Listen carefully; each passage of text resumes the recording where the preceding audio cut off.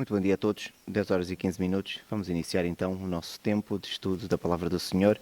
Na verdade, o nosso culto, não é? Pedindo ao Senhor que possa estar connosco, que nos possa orientar naquilo que é o estudo da Sua Palavra, assim como a todas as classes que estão a funcionar, quer seja aqui e em qualquer igreja que esteja a celebrar o seu culto de adoração ao Senhor. Senhor nosso Deus, obrigado.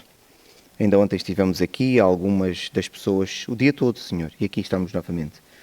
O objetivo é sempre estarmos juntos, mas estarmos juntos para te adorar.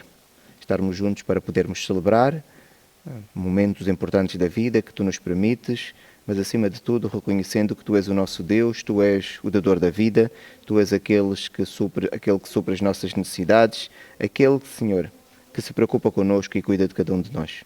E agora também sentimos o teu cuidado na oportunidade que nós temos de poder estudar a tua palavra, de sabermos aquilo que é a tua lei, aquilo que tu queres que nós façamos, aquilo que tu queres que nós tenhamos como prática na nossa vida. Orienta cada professor, orienta cada aluno no estudo da sua palavra e faz com que nós possamos fazer a interpretação correta no nome do Senhor Jesus Cristo. Amém. Meus irmãos, nós não chegamos a terminar a nossa lição passada, faltava um último ponto. E por isso eu gostava de poder passar por aquele ponto que faltava e depois então entrávamos na lição que nós tínhamos reservado para hoje e, em princípio, hoje nós vamos terminar o livro de Levítico.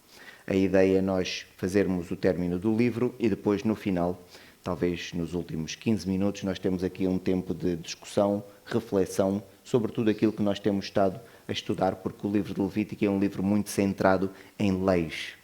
E se calhar temos que perguntar se estas leis servem para nós hoje, se não servem, se algumas delas servem, se outras não servem. Qual é o critério que nós temos quando nós lemos as Escrituras e depois vivemos num mundo aparentemente muito dispar daquilo que era a altura em que as coisas foram escritas e ditas. E por isso vamos ter esta reflexão no final, mas avancemos terminando então aquilo que ficou de nós, aquilo que ficou por ver na lição passada. E estávamos aqui num ponto que tinha a ver com a libertação, a pobreza e a escravidão.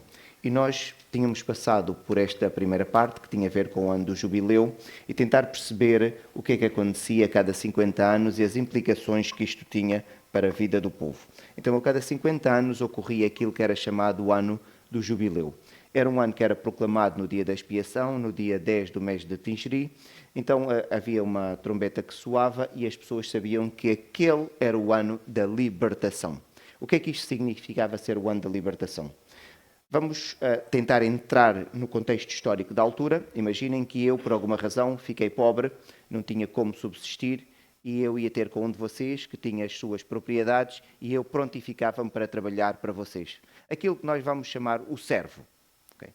Então eu ficava a trabalhar para vocês durante o tempo até que fosse celebrado o ano do jubileu. No dia em que era celebrado o ano do jubileu, eu passava a ser uma pessoa livre. Mais ainda, imagina que eu tinha um campo, uma propriedade. Eu vendia a minha propriedade. Mas esta propriedade, ela continuava a ser minha, eu apenas cedia o direito de utilização da outra pessoa, até ao ano do jubileu. Quando era proclamado o ano do jubileu, a propriedade voltava para o dono de origem. E era assim que acontecia. Então era um ano importante. E este ano, o facto dele existir, permitia que não houvesse especulação imobiliária. E eu creio que nós falámos sobre isso na lição passada, mas é importante repetir. O que é que acontece na nossa sociedade? Cada ano que passa, o preço das casas aumenta. Em Israel era o inverso. Cada ano que passava, o preço das casas diminuía. Porquê? Porque se o ano do jubileu for em 2050, se um de vocês comprar a minha propriedade, porque ela um dia tem de voltar para mim, porque ela pertencia e pertence e deve continuar a pertencer à minha família, então, se um de vocês comprasse a minha casa hoje, tinha 24 anos para explorar a propriedade. O que significa que em 2030, daqui a 4 anos, vocês só tinham 20 anos e tinham cada vez menos tempo. Se tinham cada vez menos tempo a explorar a propriedade, o valor da propriedade ia diminuindo. E esta era uma forma que o Senhor arranjou de manter a propriedade sempre na família, que era a herança que o Senhor tinha dado ao povo, fazer com que não houvesse especulação imobiliária e fazer com que quem era rico não ficava exponencialmente mais rico. A nossa sociedade utiliza um sistema diferente. Podemos dizer que é legítimo. Mas aquilo que nós temos assistido é um sistema que é diferente do sistema que o Senhor criou, mas é um sistema que tem potenciado o quê? A riqueza extrema para algumas pessoas e outros que vivem eternamente na pobreza. Dados mostram que alguém, creio que eram dados há 10, 15 anos atrás, para alguém em Portugal sair do ciclo da pobreza, levava cerca de 125 anos. Acredito que as coisas estejam um pouco diferentes agora, mas para alguém sair do ciclo da pobreza, era mais de um século. Se vocês pensarem, a nossa sociedade está organizada assim, quem é rico, mais rico fica. E Deus cria todo um sistema que Deus não vai potenciar isso. Pelo contrário, a pessoa ficou pobre por alguma razão, a pobreza não passa a ser um estado, passa a ser alguma coisa temporária que, quando chega o ano do jubileu, então há libertação. Neste ano não havia produção agrícola, então os campos davam as frutas normais e os campos podiam ser utilizados por qualquer pessoa para colher os alimentos que lá estavam. Então, se algum de vocês tivesse um campo, eu tinha um campo, nós podíamos ir lá apanhar os alimentos para consumo, mas não fazer a colheita habitual. E se outra pessoa entrasse no nosso campo, também não havia problema. Era mesmo para consumo de qualquer pessoa que ali tivesse. A ideia não era apanhar como se fosse uma colheita normal. Então, tem a ver com aquilo que eu disse, está agora ali projetado, os irmãos conseguem ver, e esta ideia permitia então haver um equilíbrio entre as classes sociais dentro do próprio povo de Israel. O Senhor tinha muito cuidado com os pobres e nós conseguimos encontrar isto como um padrão nas Escrituras. E por isso então também dá leis para que haja aqui cuidado da parte das pessoas com os mais vulneráveis. Então havia ordens específicas para o sustento dos mais necessitados, dos pobres. A lei era muito clara porque o Senhor parte do princípio sempre vão haver pobres. Logo, tem que haver uma lei que vai agora regular aquilo que quem tem mais posses deve fazer para ajudar o seu irmão, considerando que para o Senhor a pobreza é alguma coisa que aconteceu, mas a ideia é a pessoa sair desta condição em que se encontra. Na relação entre irmãos, se alguém emprestasse dinheiro, não cobrava juros. Então eu empresto dinheiro a algum de vocês, ou algum de vocês empresta-me dinheiro, quando for a altura de pagar, vamos pagar aquilo que foi emprestado. Alguém pode dizer, mas assim eu fico a perder. Sim, é mesmo, fica a perder, não há problema. Por isso é que somos irmãos, não somos estranhos. Se fôssemos estranhos, nós ficávamos a pensar que não queremos ter prejuízo. Se somos irmãos, é normal que haja prejuízo na relação de irmandade.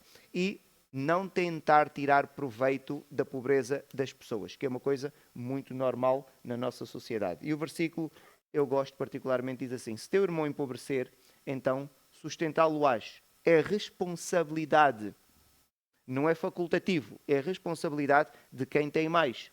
Não receberás dele juros, nem ganho. Teme, porém, ao teu Deus, para que teu irmão viva contigo.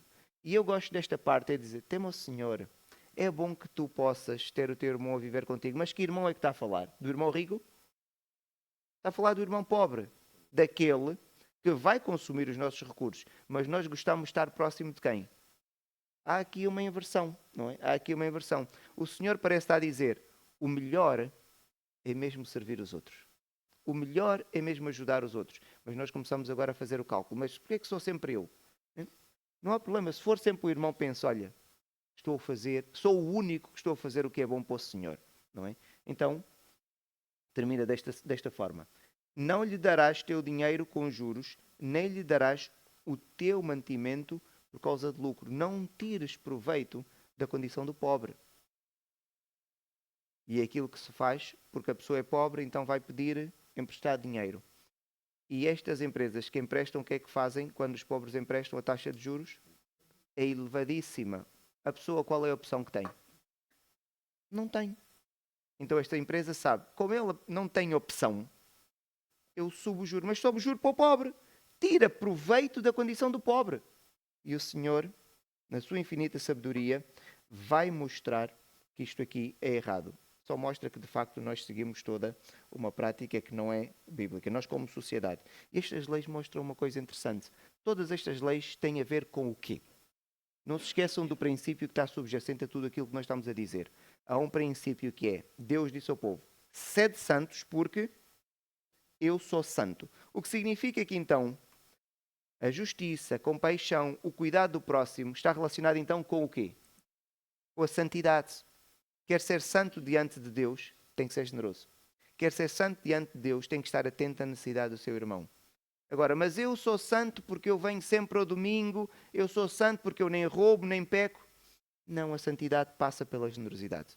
Não há outro caminho. As Sagradas Escrituras são muito claras sobre isso. E por isso temos mandamento para nós sermos generosos e atentos àquilo que são as necessidades da outra pessoa.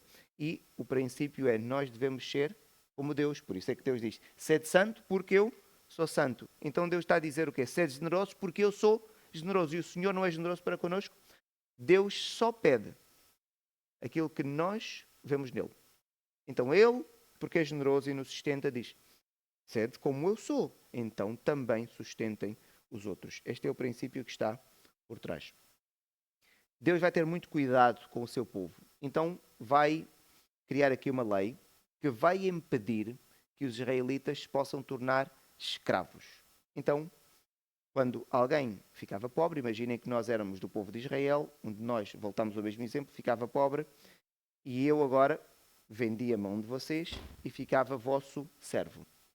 Numa situação de escravatura normal, que era uma prática que havia naquele tempo, eu trabalhava para vocês sem nenhum tipo de benefício. E ficava escravo, aquela passava a ser a minha condição e o meu estado. Mas Deus diz assim, não.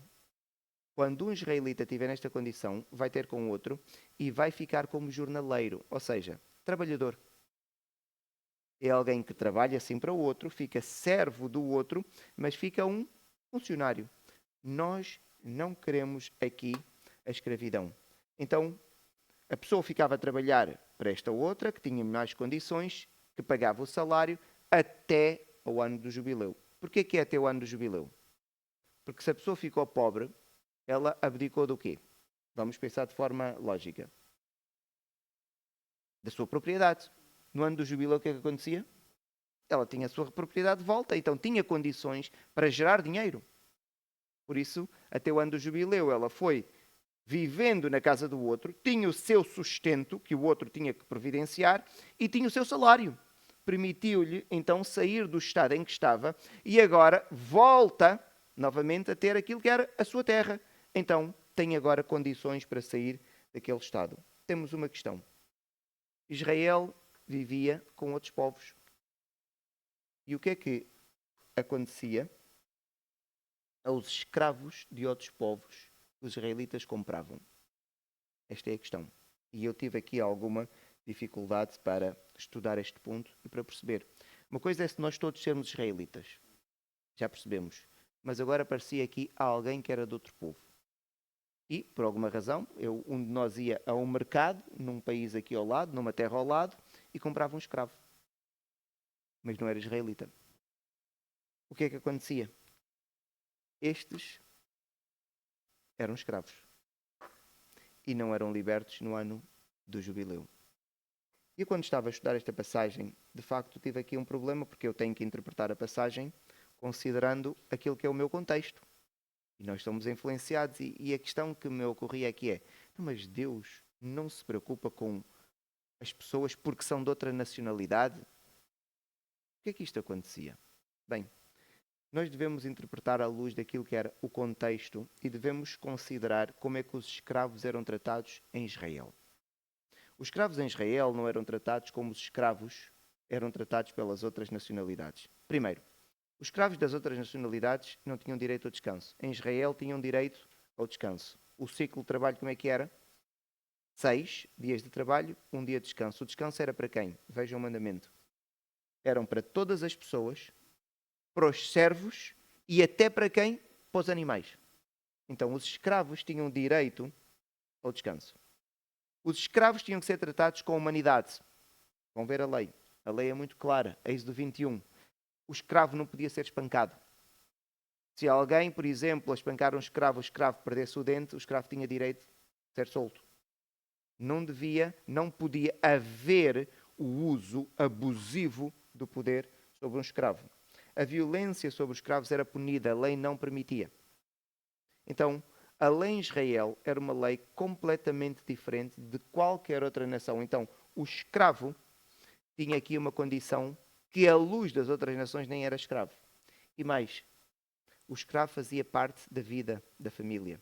E aqui não coloquei um versículo porque existem várias passagens, várias histórias na Bíblia em que nós percebemos que o escravo é uma espécie, às vezes, de conselheiro. Está ali sempre presente e é tratado em alguns casos como filho. Porquê? É alguém da casa, tem acesso à casa do seu senhor. Agora imaginem que o israelita vendia este escravo para outra pessoa. O que é que ia acontecer a esta pessoa? Que era escrava. Ia ser tratada de forma desumana por alguma outra pessoa qualquer. Enquanto estivesse em Israel, estava exposto a quê? A palavra do Senhor. Estava exposta à lei do Senhor. E tinha alguma proteção. Não é? O que é que Deus faz então? E é aqui que nós devemos compreender. Deus vai travar usos abusivos de uma prática que já existia. Deus não conseguia eliminar a escravatura, considerando que Deus deixa que nós tomemos decisões. Não é porque Deus não tenha poder para isso. Se Deus deixa que nós tomemos decisões e somos responsáveis por ela, a escravatura existia. E continua a existir. E existe ainda hoje. Então o que é que Deus vai fazer? Deus vai agora criar leis para que não haja abusos na escravatura. Agora o irmão diz, mas isto é estranho. Não, não é estranho. Nós próprios fazemos isso. Há pessoas que trabalham muitas horas e têm trabalhos muito difíceis.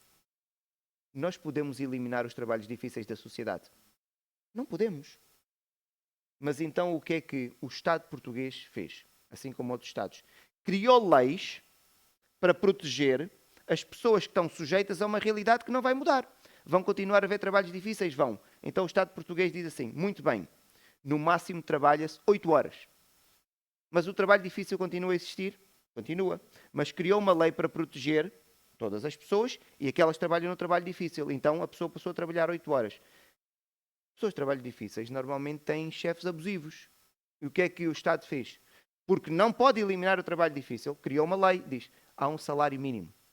Todos têm que receber pelo menos uma certa quantia.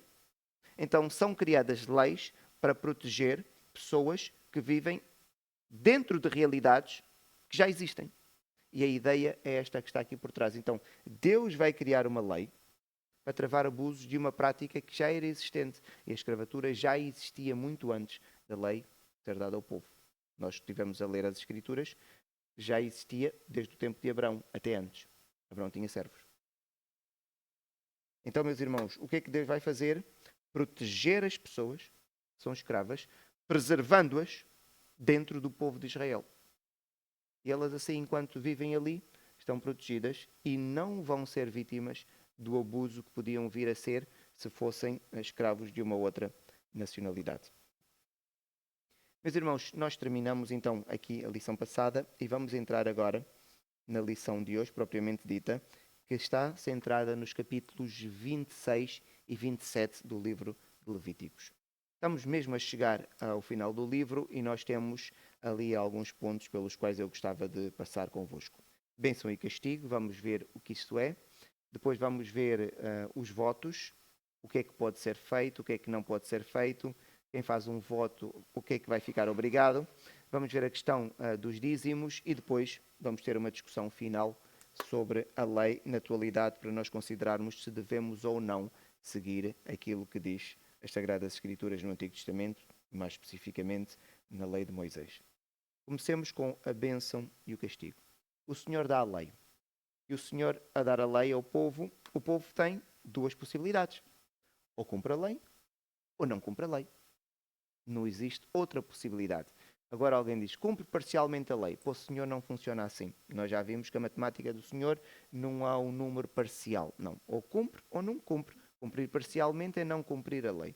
Então, o que o Senhor agora diz, considerando que a lei está dada e há duas possibilidades, então vocês têm que perceber que comigo, porque eu sou um Deus santo, eu sou um Deus exigente e rigoroso, não há espaço para brincadeiras. Então, Deus diz assim, há duas possibilidades. Se guardarem a lei, é uma delas. é isto que vos vai acontecer. Então Deus começa a descrever o que é que iria acontecer. Os irmãos encontram isso logo no início do capítulo 26. Primeiro, provisão de tudo aquilo que era necessário, de forma abundante. Forma abundante. Chuvas vão cair no tempo certo. Quantas vezes nós dizemos, o tempo está desregulado em Israel e isso não havia possibilidade de acontecer. Se era para cair chuva num determinado mês, naquele mês a chuva ia cair. Na quantidade certa. Então, Deus garante que vai haver fertilidade, produtividade abundante de tudo aquilo que as pessoas iriam necessitar para viver, e nós, pela história, vemos sempre que o Senhor, quando dá, dá a sério. O Senhor não é como nós. O Senhor, quando dá, dá a sério. Basta vermos todos os servos do Senhor que foram fiéis a Ele do Antigo Testamento. Os irmãos procurem alguém que era pobre. Não existe. Não existe. Todos eles, quando foram abençoados, quando o Senhor abençoou, via-se o quê? Na riqueza, naquilo que as pessoas tinham. Então, Deus está a dizer, vai haver provisão de tudo aquilo que vocês precisam. Não se esqueçam, estamos a falar de um povo agrícola. O que é que um povo agrícola quer? Quer chuva e quer produção. Não quer nem ouro nem prata, porque o ouro e a prata são precisamente a produção agrícola. Mas há uma coisa que todos nós valorizamos. Temos aqui muitos imigrantes que vieram do Brasil. Se os irmãos falarem com eles, há uma coisa que valorizam. Alguns deles estão aqui, mas no Brasil tinham um estatuto socioeconómico bom, permitia ter uma boa vida. Temos aqui algumas pessoas que vieram de Angola também, e se calhar em Angola até tinham uma posição, uma condição socioeconómica melhor do que aquela que têm cá. Mas o que é que as pessoas vêm à procura? E eles dizem sempre, paz. Quem é que não quer viver num sítio onde tem paz, tranquilidade, não tem que estar preocupado? Então Deus disse, se vocês cumprirem os mandamentos, vão viver sem medo, vão viver em paz. Mas eu, para viver em paz, é porque eu não vou ser invadido pelos meus inimigos. Deus disse, não, não vais ser. Eu é que te vou proteger. Não vais ter medo dos teus inimigos. E se houver algum inimigo abusivo que não me teme, não te preocupes. Eu vou-te capacitar para derrotares. Um de vocês vai atrás de 10. E nós sempre vimos isso. Sempre que o povo foi fiel, o que é que acontecia? Não perdeu uma batalha. Nunca. Josué perdeu uma batalha. Por causa do pecado. Fora disso, não perdeu nenhuma batalha. Vejam a vida de Davi, um homem temente ao Senhor. Não perdeu nenhuma batalha. Como é que um homem vive só com vitórias? Nós nem conseguimos perceber isso. Sempre que iam com Deus, sempre Israel venceu. Não encontramos uma derrota de Israel. Deus está a dizer, não, eles não vão vir, mas se houver algum atrevido, também não há problema. Vocês vão sair vitoriosos. E vão ter muitos filhos. A verdadeira herança do Senhor. Multiplicação do povo, e o Senhor vai confirmar a aliança. Então, Deus está a dar ao povo aqui esta opção. Cumpram a lei e este é o resultado. E há uma bênção que eu não coloquei aqui, que é a maior de todas. Sabem qual é? Se o povo cumprisse os mandamentos.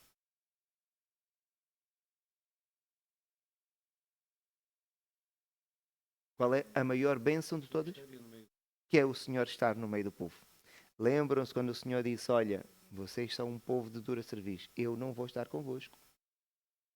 O povo ficou profundamente triste, tiraram os atavios, Moisés teve que interceder, lembram-se? E o Senhor depois disse, eu vou continuar então no vosso meio. E por isso agora temos estas leis todas, porque Deus é santo, o povo tem que ser santo, para o Senhor continuar no meio do povo. E o Senhor disse, se vocês fizerem tudo isso, então eu vou estar convosco. E o tabernáculo vai estar no centro. E o Senhor vai ser o protetor de Israel, não é?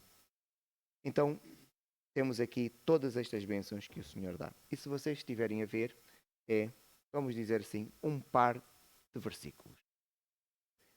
Agora temos outra parte, porque o povo tinha escolha, não é? Se o povo seguisse os mandamentos, era isso que o Senhor tinha prometido, a bênção. Mas se o povo não seguisse, o que é que tinha agora? O castigo. E agora vejam o número de versículos que falam sobre o castigo. É muito maior. É muito maior. Até dá medo. Agora os irmãos começam a ler aqueles versículos, é aterrador. E é que nós vamos vendo um crescendo. Para aquelas pessoas que gostam da música, às vezes, mesmo que nós não sejamos músicos, conseguimos notar que há músicas em que começam num determinado de uma certa forma, e depois aquilo vai aumentando, parece que vai aumentando cada vez, vai ocupando mais espaço na sala. É o que nós sentimos quando estamos a ler aqui o castigo. Então o castigo começa como? Não sei se falta aqui alguma pilha, mas não está a funcionar.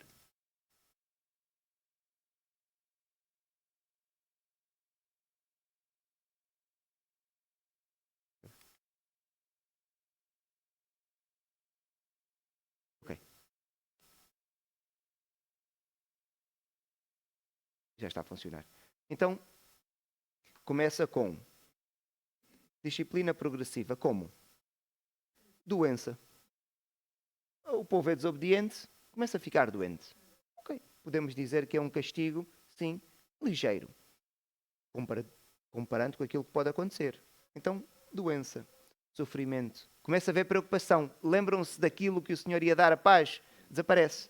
Agora instala-se a ansiedade. Preocupação com o amanhã. Vai chover ou não vai chover?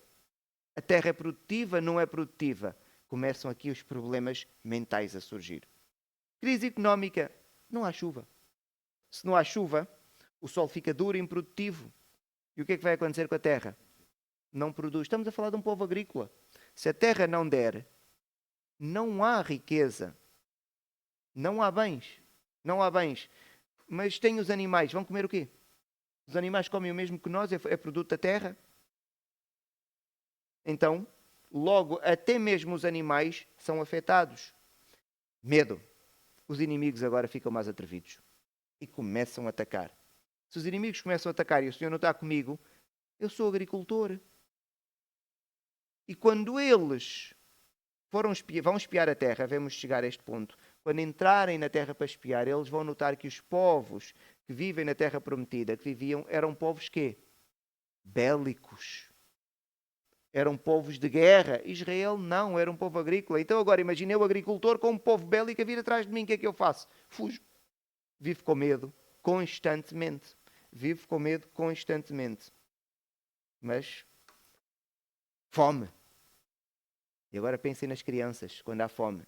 Eu penso sempre nas crianças, são vulneráveis. Como é que se diz a uma criança com 3 anos, tens que aguentar? Como é que a criança vai aguentar? E como é que fica o pai de uma criança? Já viram como é que isto agora vai desregular a sociedade? Eu vou roubar.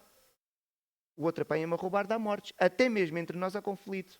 Destruição das cidades e da terra. Os irmãos estão vendo crescendo. Até chegar ao ponto em que Deus diz: chega, eu tenho que vos espalhar. Eu tenho que vos expulsar da terra que vos dei. E era a terra que manava leite e mel. Então, existe 2 possibilidades. A bênção ou o castigo. Porque diante de Deus não há meio termo. Diante de Deus não se brinca. E até às vezes eu penso, é preferível nós nem conhecermos o Senhor. Porque desde o momento em que o conhecemos, não há volta a dar. Não podemos dizer que já me esqueci dele. Já não existe. Desde o momento em que o conhecemos, estamos comprometidos para o resto da vida. Ou a bênção ou o castigo. E agora alguém disse, muito bem. O povo pecou. E agora como é que pode fazer para voltar a ter novamente a bênção? Deus, na sua misericórdia, explica. E diz, se houver arrependimento, pode haver novamente bênção. Vejam. Mas se confessarem a sua iniquidade e a iniquidade de seus pais, como também confessaram que andaram contrariamente para comigo, tem que haver reconhecimento claro. Não é só, desculpa lá. Não, não é assim que funciona com o Senhor. Tem que haver reconhecimento claro. Pelo que também fui contrário a eles e os fiz entrar na terra dos seus inimigos. Se o seu coração incircunciso se humilhar e tomarem eles por bem o castigo da sua iniquidade, e esta parte é importante, já vamos analisar, então me lembrarei da minha aliança com Jacó, com Isaac e com Abraão, e da terra me lembrarei. Então, se houver arrependimento, e o arrependimento passa por reconhecer que se é pecador e que se violou a lei do Senhor. Estão a perceber? E tornarem eles por bem e reconhecer que o castigo que Deus deu é justo. Porque eu posso achar que o castigo que o Senhor está a dar é exagerado, mas então que Deus é este? Deus não vai dar um castigo exagerado. Deus vai dar o castigo que o povo merece. Então, quando houver este reconhecimento pleno de que eu errei, os meus pais erraram, o castigo que eu recebi é justo da parte do Senhor e eu não cumpri aquilo que o Senhor disse para eu fazer, se houver arrependimento, reconhecimento de tudo isso, o Senhor vai se tornar favorável. E vai se lembrar da aliança que celebrou com Abraão, Isaque e Jacó. E vai, então, voltar a abençoar o povo. Deus dá dois caminhos possíveis. E por isso devemos considerar o seguinte. Ao apresentar dois caminhos, Deus está a dar a responsabilidade ao homem e liberdade. Deus está a dizer, escolham. Vocês têm que tomar aqui uma decisão. Já Josué tinha dito isso. Faz um grande discurso, diz assim, vocês sigam quem quiserem. Eu e a minha casa vamos seguir ao Senhor. Escolham agora. E Josué colocou o povo diante de uma decisão. Ou seguem o Senhor ou não seguem o Senhor. Quando é que Josué faz esse discurso? Quando entra na terra e agora o povo vai ter que habitar na terra. E Josué disse, vocês agora já chegaram aqui. Escolham o que é que querem. Eu já sei o que é que eu quero. Mas vocês têm que fazer uma decisão individual. Deus capacita para escolher. E Deus chama ao arrependimento.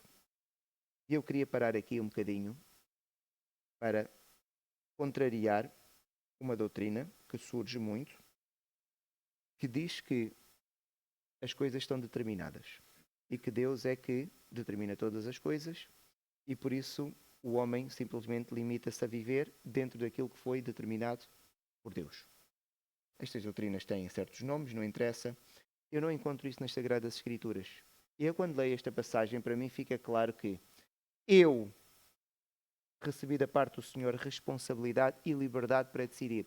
Caso contrário, o Senhor não me dava a possibilidade de eu ser castigado, porque se eu fizesse aquilo que o Senhor quer, se o Senhor me castigasse, eu podia perguntar ao Senhor, Senhor, mas eu fui obediente. Eu fui um robô, eu só cumpri aquilo que tu me pediste para fazer. Parece que nós não encontramos isso. Senão Deus passava a ser injusto ao executar justiça ou a executar o castigo.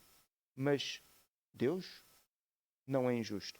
Significa que eu tenho liberdade. E quem defende normalmente que a pessoa não tem liberdade ou que escolhe sempre para o mal, o argumento que utiliza é que o homem perdeu a capacidade de escolher alguma coisa relacionada com Deus. O homem, ao pecar, então toda a sua capacidade de livre-arbítrio, de escolha, foi anulado. Eu não encontro isso nas Sagradas Escrituras, porque temos aqui Deus e temos Josué também a dizer, vocês escolham. Mas porquê que Deus ia-me dizer que eu tenho possibilidade de escolher se eu tenho impossibilidade de escolher? Deus não faz brincadeira. Deus não faz brincadeira quando o meu filho pode morrer por causa do meu castigo, por causa da minha desobediência. Deus não faz brincadeira. Então, claramente, com a queda, nós fomos afetados em todas as dimensões do nosso ser. Mas nós não encontramos um versículo que diz que a nossa capacidade de decidir foi anulada. Nunca encontramos. Aliás, ao longo das Sagradas Escrituras, são sempre decisões que Deus nos coloca. O Senhor Jesus trabalhava desta forma, fazia questões. Agora escolhe. Se um dia vai haver julgamento, eu tenho que poder ter responsabilidade. Então Deus tem que me dar possibilidade de eu poder escolher e decidir. E nós encontramos claramente isso aqui. Eu tenho capacidade para escolher. E Deus, na sua misericórdia, mesmo quando eu escolho mal, Deus diz, mas tu ainda podes escolher bem. Arrepende-te. E Deus é misericordioso para connosco. Muito consistente com as Sagradas Escrituras. E se alguém ler Ezequiel 33, 11, o Senhor quer que nós decidamos bem. O Senhor quer sempre que nós nos arrependamos. Ele não sente prazer na nossa decisão errada. O que significa que então Deus capacita-me de tal maneira que eu posso decidir bem e posso decidir por Ele. Mas é o Senhor que me capacita para isso. Entramos então no versículo 27. E o versículo 27 fala sobre os votos. Os votos são promessas que alguém faz ao Senhor de alguma coisa que se compromete a fazer. E eu posso fazer um voto ao Senhor relacionado com o meu filho, posso fazer um voto ao Senhor relacionado com os meus animais, posso fazer um voto ao Senhor relacionado com as minhas propriedades. Então, o voto é alguma coisa que alguém vai fazer para com o Senhor e é diferente de um juramento. E às vezes nós confundimos aqui o voto e o juramento. O voto tem a ver com o homem e quem? E o Senhor. O juramento tem a ver com quem? Conosco. Eu e um de vocês, e eu invoco a presença do Senhor para aquilo que nós acordamos. Por isso é que eu estou aqui a falar quando vocês digo, olha, eu amanhã vou, podes confiar em mim, eu juro. E depois a pessoa quer invocar a presença do Senhor para esta conversa que nós estamos a ter, para garantir, eu estou mesmo a dizer a verdade, invocamos a presença do Senhor. Isto é um juramento. E por isso é que o Senhor Jesus Cristo disse assim, vocês não vão mais estar com juramentos. Porquê? Porque se eu não jurar, vocês nunca sabem se eu estou a dizer a verdade, não é? Se eu jurar por Deus, obrigatoriamente vocês sabem que estou a dizer a verdade. Mas se eu jurar pelo templo, já posso não dizer a verdade. Então o Senhor Jesus diz assim, mas o que é isto? Vocês sempre têm de dizer o quê? A verdade. Então não precisam de jurar. A vossa palavra vai ser o quê? Sim ou não? Para que é que vão jurar se vocês não têm hipótese de não dizer a verdade? Não faz sentido haver juramento para um cristão. O voto é uma coisa diferente. O voto é alguma coisa que eu me comprometo com o Senhor. E há pessoas que fazem muitos votos. E quando nós vamos ler aqui toda a lei que fala sobre os votos, vamos perceber que isto não é uma coisa para ser levada de ânimo leve. Eu agora faço um voto ao Senhor. Eu vou consagrar o meu filho ao Senhor. Muito bem. Agora a lei diz, vê a idade dele. Estou a ver a idade. Faz o pagamento correspondente. Então quem fazia um voto não era só da boca para fora. A pessoa tinha que fazer um pagamento monetário. Tinha a ver com ciclos de prata. Apesar do valor ser baixo, mas quando nós vamos ver os valores que eram exigidos num voto, eram vários dias ou vários meses de trabalho.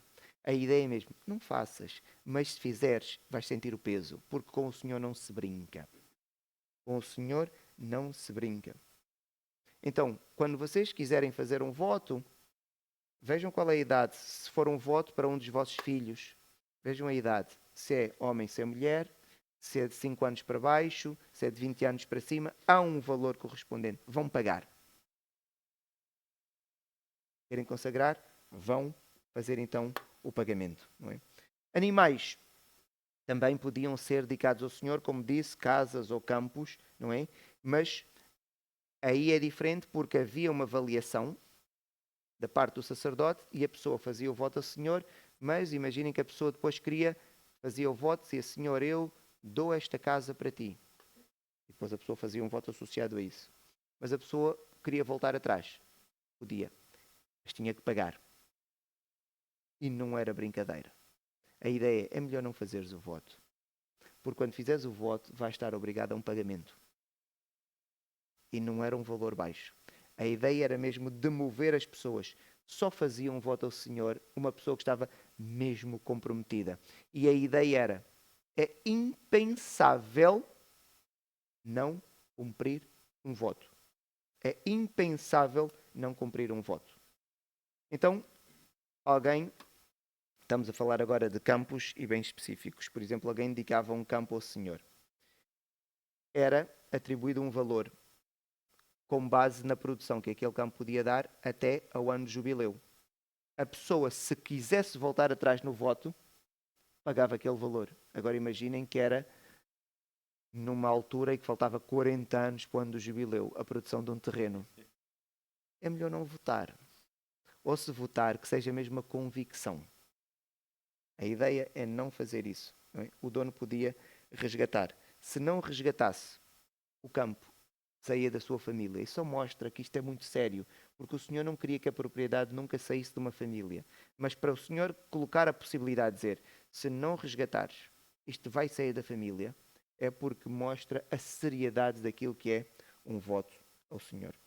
E havia depois outros votos, consagração de coisas de forma absoluta e irrevogável, que não permitia resgate. Não vamos perder aqui muito tempo, mas eu queria só que nós pudéssemos analisar um caso em particular, para vocês perceberem o que é que são estes votos de coisas irrevogáveis e absolutas. A cidade de Jericó, Moisés, antes de conquistar, Moisés vai fazer um voto ao Senhor. E ele vai dizer o quê? Senhor, dá-nos boa vitória na conquista desta cidade. Se vencermos, tudo o que estiver aqui é consagrado a ti. É um voto. Foi o que Josué disse. Então Israel conseguiu conquistar a cidade. Mas havia uma pessoa do povo de Israel, o que é que fez? Acã. Acã encontrou uns objetos valiosos e roubou. Mas Moisés não sabia, ninguém sabia. Ninguém sabia. Acã foi lá e roubou. Um soldado, considera, roubou. O Senhor disse, há pecado. Mas Josué disse, há pecado como? Eu não sei de nada. Há pecado.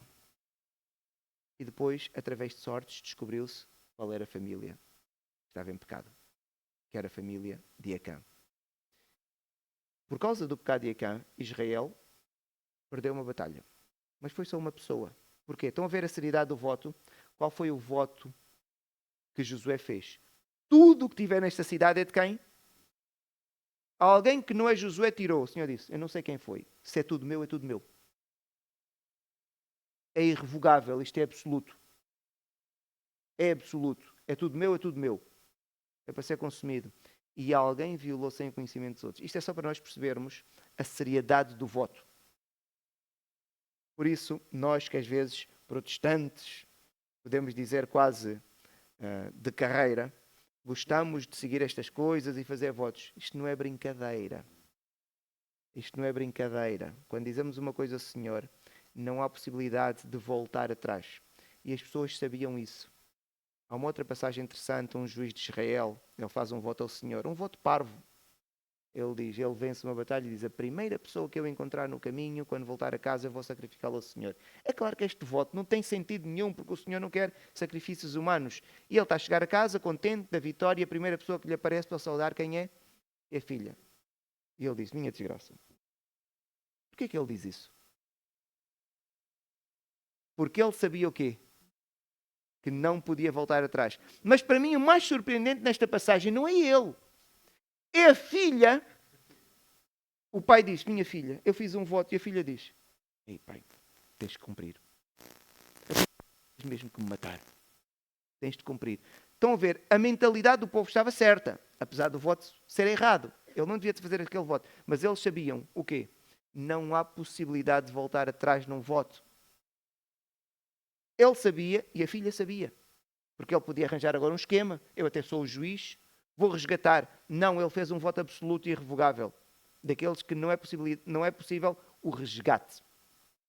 Então, meus irmãos, que possamos aprender que com o Senhor as coisas são mesmo sérias. Não há possibilidade de nós não seguirmos. Dizer, oh Senhor, agora vou fazer isto hoje. E amanhã já nos esquecemos, justificamos. Não é assim com o Senhor. Sobre os dízimos. Então, o povo tinha que dar o dízimo. O dízimo de tudo aquilo que eram os produtos da terra e dos animais. Porquê? A lei diz que isto pertencia ao Senhor. Não podia dar o dízimo dos primogénitos. Os primogénitos automaticamente pertenciam ao Senhor, mas agora eu tinha uma grande produção. Este ano, e vamos falar em quilos, que é mais fácil, não importa qual é o produto, nós temos uma produção de 1 tonelada, 1000 quilos. Automaticamente o dízimo, 10%, pertence a quem? Ao Senhor. Agora eu tenho 1000 quilos de couves e eu tenho que dar 100 quilos de couves ao Senhor. Quando eram produtos da terra, eu podia resgatar. O que é que eu fazia?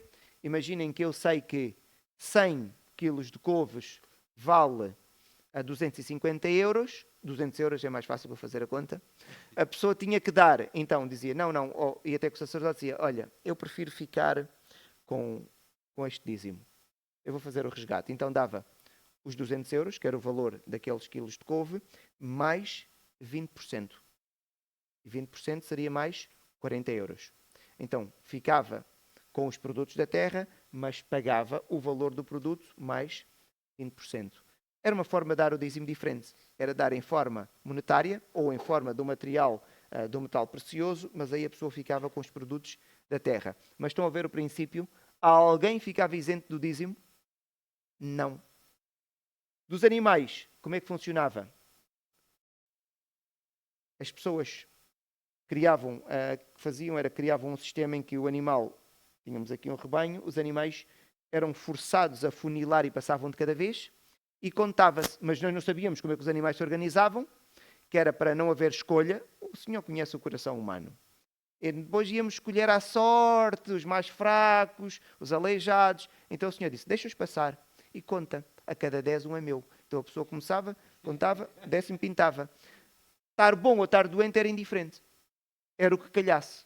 E o Senhor sabe, diz, deixa-os passar. Então, a 1 em cada 10, a pessoa marcava, estes eram os animais que pertenciam, que era a oferta que agora o povo tinha de dar. E aqui diz que não há lugar para trocas, porque era fácil dizer, não, vou trocar. Não, é o que calhou. É o que calhou, não é? Para não haver já o nosso coração pernicioso a pensar. E o dízimo, então, era algo que foi instituído por lei. E todas as pessoas tinham que dar, e aquilo que eu queria transmitir é, mesmo quando houvesse o resgate, é só dizer que a pessoa não dava o produto à terra, mas ainda assim tinha de dar o dízimo, com acréscimo. Se não dás de acordo com a lei, tudo bem, mas dás com acréscimo de mais 20% sobre o dízimo. Não é 30%, é 20% sobre os 10%. Perguntas, meus irmãos, para os 15 minutos que nos faltam. Tivemos a estudar 3 lições sobre leis. Estas leis fazem parte da Bíblia, que é o livro que nós estudamos. Devemos seguir estas leis ou não? Esta é a pergunta que nós temos que fazer. Porquê? Se a Bíblia tem isto, significa que isto tem que ser útil para nós. Vamos chamar isto de lei de Moisés para ser mais fácil, mas devemos seguir, porque esta é uma discussão que existe muito no meio evangélico. Várias igrejas depois especializam-se e tornam-se quase igrejas judaicas. Nós encontramos o candelabro como objeto de decoração. Em algumas igrejas têm réplicas da arca.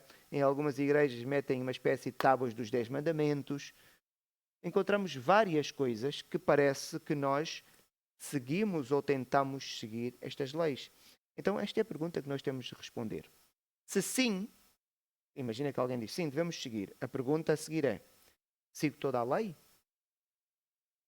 Ou, se não devo seguir toda a lei, alguém tem que me dizer que parte é que eu sigo.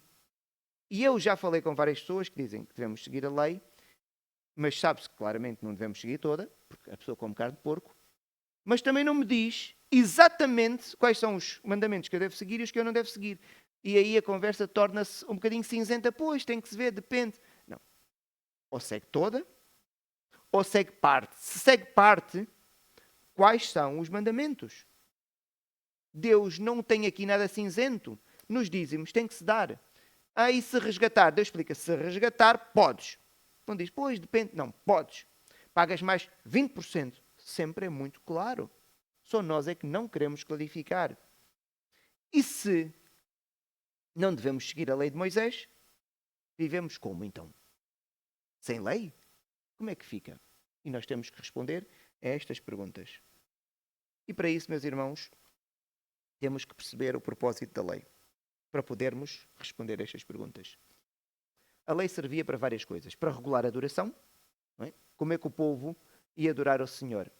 Já sabemos que é Deus quem determina como é que as coisas relativas a Ele devem ser feitas. Se o povo vai adorar ao Senhor, o Senhor está a dizer, eu devo ser adorado desta maneira. Então o Senhor é que diz como é que deve ser adorado. Não somos nós que decidimos como é que vamos adorar ao Senhor. Então, as leis serviam para orientar e regular a adoração que o Senhor tinha que receber da parte do seu povo. Então o Senhor está a dizer, eu devo ser adorado desta maneira. Vocês são o meu povo, devem viver desta maneira. Servia para organizar a vida social das pessoas, do povo do Senhor. A questão da escravatura. Não tinha a ver com a adoração diretamente, mas para as pessoas se organizarem.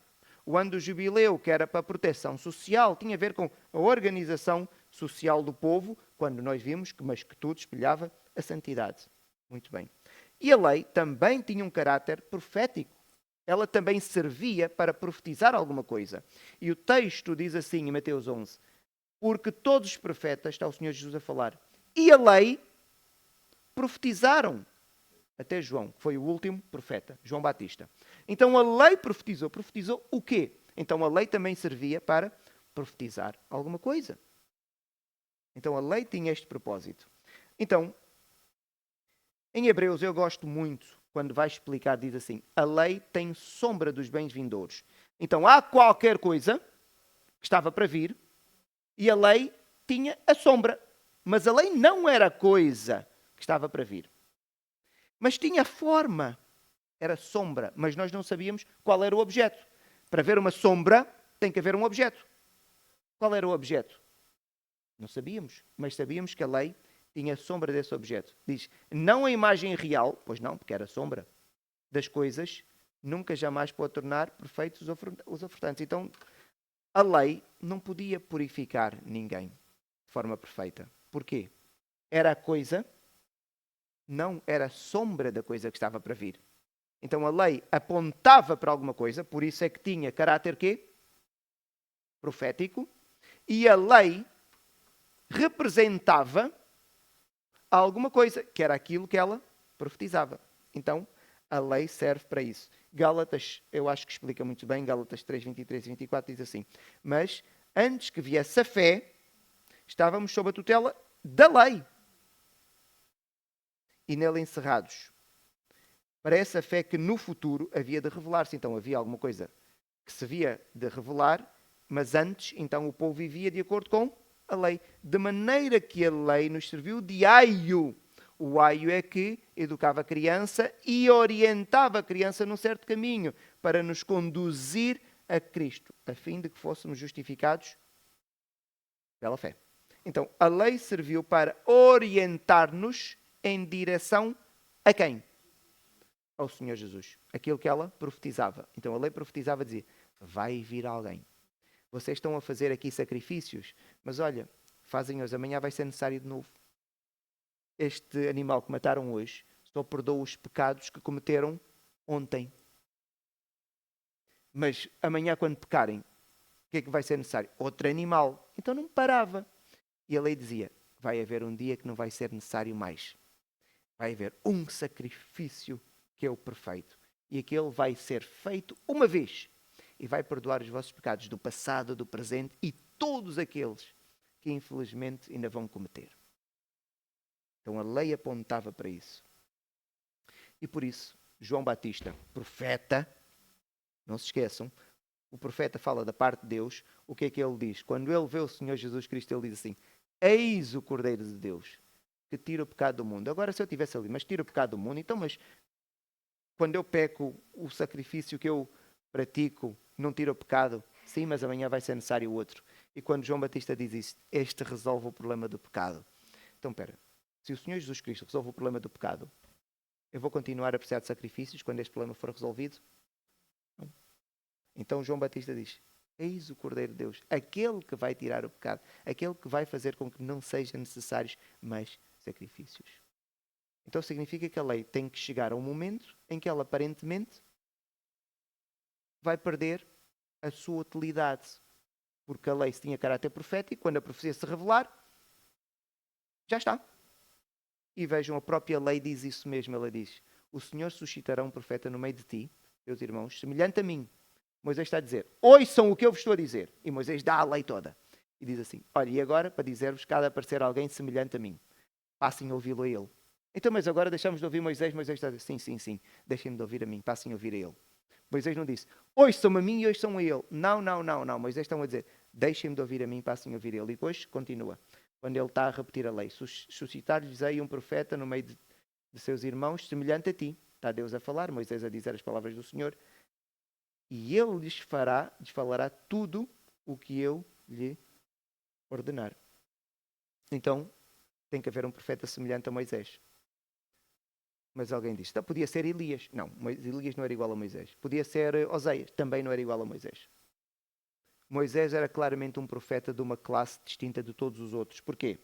Moisés falou com o Senhor face a face. Moisés fez leis, Elias não fez leis.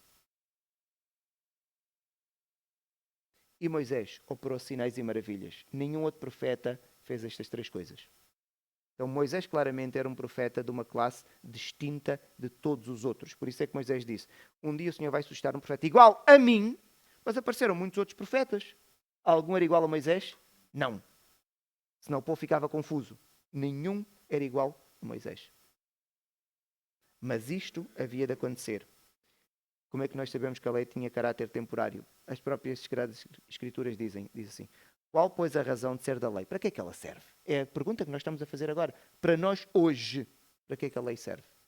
Foi adicionada por causa das transgressões. Até que, ok, então a lei serve até que viesse o descendente a quem se fez a promessa e foi promulgada por meio de anjos, pela mão de um mediador. Então a lei serve até a chegada de quem?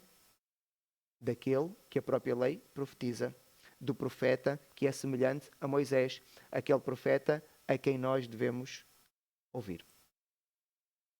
Como é que nós podemos saber que o Senhor Jesus era este profeta? Nós temos que seguir aqui todo este pensamento, mas e agora quem é que é este profeta? É interessante que os próprios apóstolos do Senhor Jesus Cristo, os mais atentos, perceberam, vejam. Filipe encontrou Natanael e disse-lhe: achamos aquele de quem Moisés escreveu na lei e a quem se referiram os profetas. A tal profeta que era semelhante a Moisés, aquele que Moisés disse que iria vir e que devia ser escutado. Quem era? Jesus, o Nazareno, filho de José. Quando o apóstolo Pedro, já depois da ressurreição do Senhor Jesus Cristo, faz o seu discurso, vejam o que é que ele diz. Disse na verdade Moisés: o Senhor Deus vos suscitará dentre vossos irmãos um profeta semelhante a mim. A ele ouvireis em tudo quanto vos disser. Acontecerá que toda alma que não ouvir a esse profeta será exterminada no meio do povo. Moisés estava a falar de quem? Do Senhor Jesus. Então Moisés estava a dizer: o profeta que Moisés falou, que aquele que nós devemos ouvir é o Senhor Jesus Cristo. A lei apontava para quem? Para este profeta. E este profeta chegou. Mas este profeta tinha que ser igual a quem? A Moisés. E o que é que Moisés tinha? Falava com Deus face a face, operou sinais e maravilhas, ninguém tinha dúvidas que ele estava com Deus, e fez leis. Ninguém fez leis mais no Antigo Testamento. Por isso é que seguiam as leis de quem? De Moisés. Até ficou o nome. Não havia a lei de Davi. Era a lei de Moisés. Que era a lei do Senhor, as pessoas sabiam, mas foi dada por Moisés.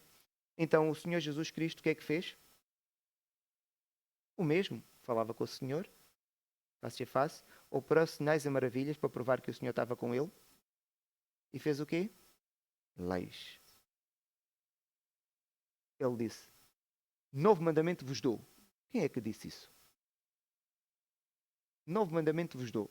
Novo mandamento? Então a lei de Moisés não chega? Ele diz: não, eu posso. Eu faço leis. Eu faço leis. Bem, então, meus irmãos, se o Senhor Jesus pode legislar, fala com Deus e em nome de Deus, então ele tem que ser o quê? Sacerdote? É o mediador? A própria Bíblia diz: existe um mediador entre Deus e os homens. Qual era a função do sacerdote? Mediar? Eu, quando tinha que oferecer um animal em sacrifício, eu podia sacrificar? Não, eu tinha que ir ter com quem? O sacerdote fazia a mediação. O sacerdote, quando ia pedir perdão no dia da expiação pelo povo, entrava no lugar santíssimo. Ele expiava o seu pecado e o pecado de quem? Do povo. Ele era o mediador. Eu estava aqui à espera em que ele fosse agora mediar a relação entre Deus e eu próprio. Era o mediador. Então o Senhor Jesus Cristo tem que ser sacerdote, mas não pode ser sacerdote levita porque ele é tribo de Judá. Então vejam, onde Jesus, como precursor, entrou por nós, só o sacerdote é que pode entrar, tendo-se tornado sumo sacerdote para sempre. Não precisa ter filhos, porque ele vai viver para sempre.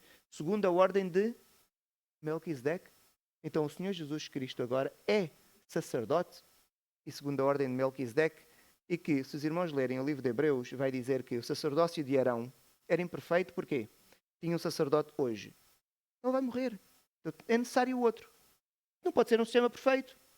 É um sistema bom? É, mas perfeito não é. Porque eles vão morrendo. Mas este sistema é perfeito. Porquê? Temos um sacerdote perfeito, justo, que não falha, infalível. E agora a pessoa ficava com medo. Mas até quando é que vamos ter esse sacerdote? Este agora é para sempre. Este sistema é perfeito. Este sistema é perfeito. Porque temos um sacerdote perfeito para sempre. Logo, o sistema é perfeito. Porque o sacerdócio levítico não era perfeito. Então agora mudamos de sacerdócio. Porquê? Eu já não preciso de sacerdócio levítico. Os irmãos têm que levar algum animal a um sacerdote levita? Então porquê que eu preciso de sacerdócio levítico? Eu não preciso. Já não tem utilidade. Mas eu preciso de um mediador. Mas eu continuo a precisar de alguém para chegar a Deus. Então, neste caso agora, eu tenho um mediador. Quem é? Então houve mudança para nós de sacerdócio. Nós já não tratamos com o sacerdócio levítico. Tratamos com o sacerdócio da ordem de quem? Muito bem. Então, se houve mudança de sacerdócio, e é claro para nós, vejam o que é que diz as Sagradas Escrituras. Hoje, quando se muda o sacerdócio, mudou ou não mudou? Necessariamente há o quê? Então a lei não pode ser a mesma, porque mudou o sacerdócio. Então houve mudança de lei. E agora o irmão diz, então e a lei do Antigo Testamento não serve para mim? Não. Eu como carne de porco. Eu, como clérigo nesta igreja, eu não tenho que me vestir como o sacerdote se vestia. Nunca encontramos isso nas Sagradas Escrituras, no Novo Testamento. Mas, e estamos sem leis? Não. Diz assim, porque esta é a aliança que firmarei com a casa de Israel. Na sua mente imprimirei as minhas leis. Já não é a lei do Antigo Testamento. Também sobre o seu coração as escreverei. Eu serei o seu Deus e eles serão o meu povo. Então nós agora vivemos debaixo da lei de quem? Da lei do Senhor Jesus Cristo, que se resume em 2 mandamentos. Quais são? Amarás ao Senhor teu Deus e amarás ao teu próximo. Mas isto chega. Sem tudo aquilo que vocês fizerem, se derivar disto, vocês vão ver que é o cristianismo na sua plenitude. Tudo o que tiver que fazer. E agora, quando eu estiver a pensar, espera, não estou a pensar bem do meu irmão, não é amor. Não dá. Já violei o mandamento. E tudo o que nós fizermos, se for para cumprir esses mandamentos, estão a cumprir a lei na sua perfeição. Mesmo a terminar, a lei de Moisés foi dada por Deus com um propósito específico e temporário. É isso que nós temos que compreender. A lei apontava para o Senhor Jesus Cristo. E toda a lei cumpriu-se nele. Por isso é que o Senhor Jesus Cristo diz, eu vim cumprir a lei. Ou seja, eu vim fazer com que a lei fosse toda cumprida. Porque a lei apontava para mim, eu cheguei. Então a lei cumpriu-se. E hoje vivemos debaixo da lei do Senhor Jesus Cristo, que está escrita onde? Nos nossos corações. E nós devemos obedecê-la em amor. E agora, e os 10 mandamentos? Os 10 mandamentos estão do Antigo Testamento. Só que o Senhor Jesus Cristo repetiu-os. Por isso, então, para nós vale. Vale não é por estar no Antigo Testamento. É porque o Senhor Jesus Cristo repetiu. Ele diz, não adulteres. Ele diz, não roubes. Então, eu não cumpro porque está no Antigo Testamento. Eu cumpro porque é a lei de Cristo. E no amor ao próximo, como é que eu vou roubar a mulher do próximo? Não há amor. Então, na prática dos mandamentos do Senhor Jesus Cristo, nós estamos a cumprir a lei. Que é a lei que agora está gravada nos nossos corações e não existe mais sobre a forma de tábuas, meus irmãos. E isto é para nós resistirmos, eu sei que estou atrasado, mas isso é para nós resistirmos a qualquer tentativa de nos fazerem seguir leis e práticas, normalmente rituais, que nos escravizam. Devemos ter muito cuidado. Nós estamos debaixo da graça. E isto não serve para nós acharmos que a nossa vida está mais fácil. Pelo contrário, a nossa vida está muito mais difícil. Porque agora eu tenho o Espírito do Senhor comigo. O pecado que nós cometemos é mais grave que o pecado que aquelas pessoas cometiam. Porque nós vimos o cumprimento da lei. Eles não viram. Nós temos mais conhecimento.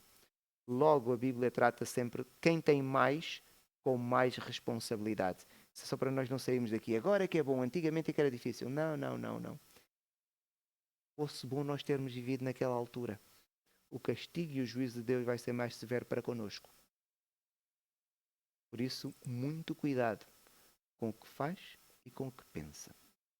Peço desculpa, meus irmãos, passarmos o tempo, mas não queria deixar de terminar esta lição. Obrigado.